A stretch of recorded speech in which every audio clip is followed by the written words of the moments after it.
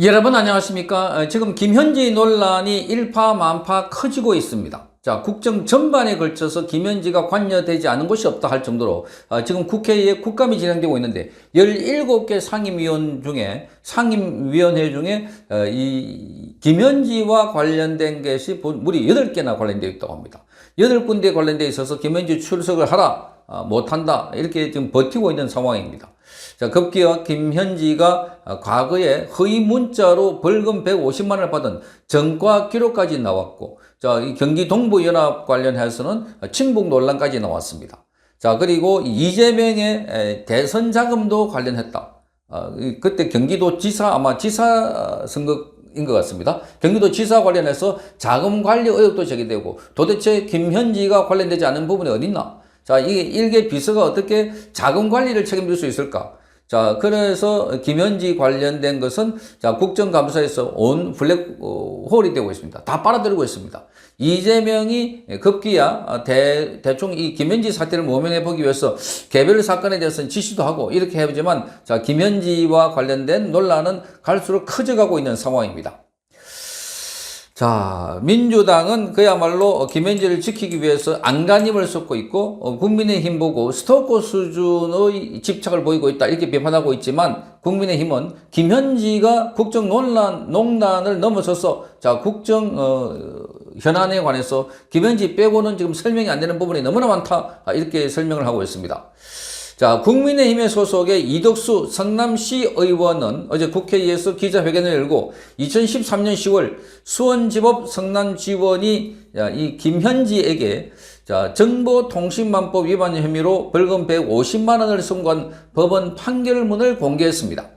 자, 판결문을 보면 김현지가 2013년 1월 달에 자, 성남의제 21 실천협의회 이 시민단체의 사무국장으로 있으면서 불특 등 다수의 휴대전화로 이런 내용이 적혀 있습니다. 충격, 성남 새누리당 성추행 이덕수라는 허위 내용의 문자 메시지를 33,000여 개나 보냈다고 합니다.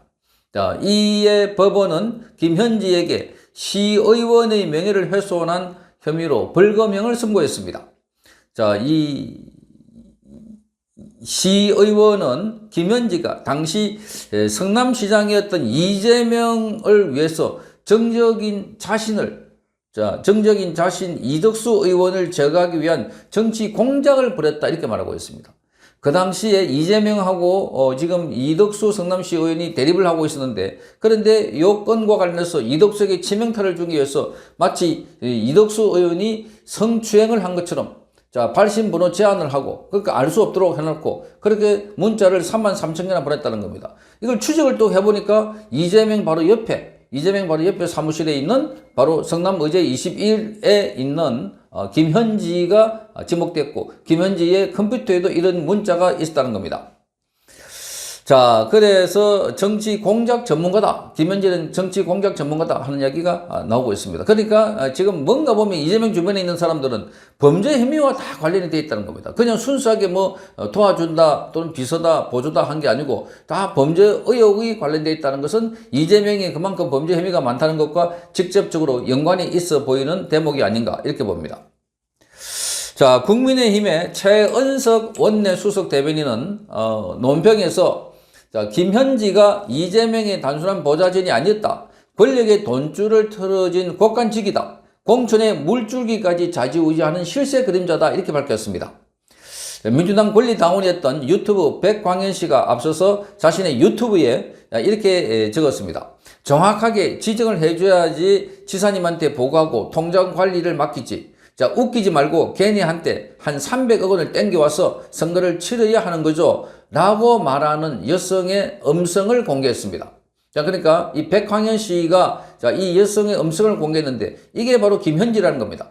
2022년 대선을 앞두고 당시 경기지사에 있던 이재명을 경기도청 공무원 소속으로 돕고 있던 김현지라는 겁니다.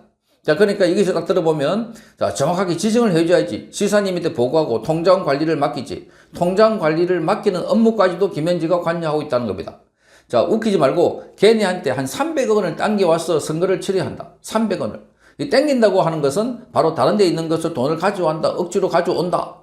자, 이렇게 땡긴다 하는 말을 정할 정도면 지금 김현지가 어떤 위치에서 어떻게 활동을 했는지를 잘 알 수 있는 대목이다. 거기 또 녹취록을 보면 거기 이 6천만 원을 은행에서 대출을 해야 된다 하니까 6천만 원을 가지고 그건 지금도 나도 있다. 뭐 이 말하자면 이재명에도 돈 6천만 원, 지사님에게도 있다. 이렇게 말하면서 300억 아니 500억이 들어가는 선거에서 6천만 원이 빌린다는 게 말이 되냐? 질타하는 대목도 나옵니다. 그러니까 김현지 통이 얼마나 큰지도 알 수 있는 대목들입니다. 자, 이 음성이 실제 이 김현지인지 누구와 통화한 것인지에 대해는 확인이 되지 않았다고 하는데 지금 최원내 수석 대변인은 이것이야말로 권력 사유화이자 묵과할 수 없는 국정농단이다 이렇게 말하고 있습니다. 국정농단이다.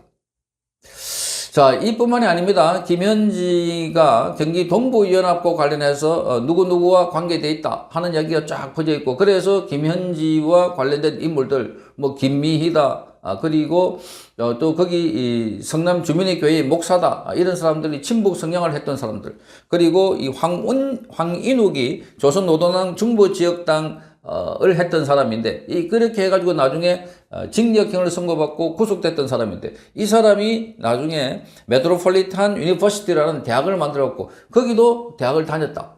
자, 여기 김현지가 바로 메트로폴리탄 유니버시티를 다녔다는 겁니다. 그 상명여대를 다녔다는 설도 있는데 여기도 대학을 다녔다. 그 상명여대를 나오고 났는데 또다시 사이버 대학을 다닌 것 아닌가. 뭐 이렇게 보면은 그 연결되는 사람 고리를 보면 대부분 친북 활동을 하는 사람과 관련이 있다 하는 의혹들입니다. 그러니까 지금 이재명의 돈 관리부터 이재명이 급할 때는 전쟁입니다 하고 문자를 보낼 정도로 이재명과 아주 친밀한 관계를 맺어왔다 하는 것들을 알 수가 있고 자, 거기다가 지금 대선 자금에다가 거기다가 지금 이재명 관련해서 이 일정까지도 관리하지는 그런 지금 부속 제1부소실장까지 들어갔습니다.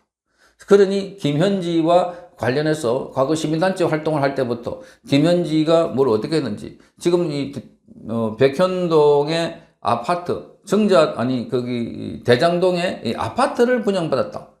자, 이 대장동 아파트를 분양받았다 하는 부분에 대해서도 지금 의혹이 제기되고 있습니다. 무슨 돈으로 또 어떻게 분양을 받은지. 그러니까 각 상임위원회별로 김현지와 걸리는 부분이 너무나 많으니까 이걸 해명해라, 이걸 설명해라. 그렇게 출석하라고 하니까 못하겠다고 말리고 있는 것이 민주당이다. 자, 민주당은 공직자 개인에 대한 인격 살인이다 이렇게 맞서고 있습니다. 자, 그러면서 지금 김현지가 북한 김일성 추종 세력인 경기 동부연합과 연계되어 있다라는 의혹을 제기한 박정훈 주진우 의원을 명예훼손 혐의로 경찰에 고발했습니다. 또 김현지의 아들이 유력 정치인을 닮았다. 유력 정치인과 닮았다고 보도한 인터넷 매체인 한미일보 기자를 정보통신망법 위반 등의 혐의로 경찰에 고발했습니다. 자, 지금 그 아들이 싱가포르에 있다. 뭐 이런 얘기를 하고 있으니까 그것도 고발했습니다. 그러니까 사생활 논란에서부터 지금 이재명과 관련된 업무까지 그리고 지금 오버해가지고 지금 국정에 개입하고 있는 이런 상황 의혹까지 자, 김현지 논란은 갈수록 커지고 있다.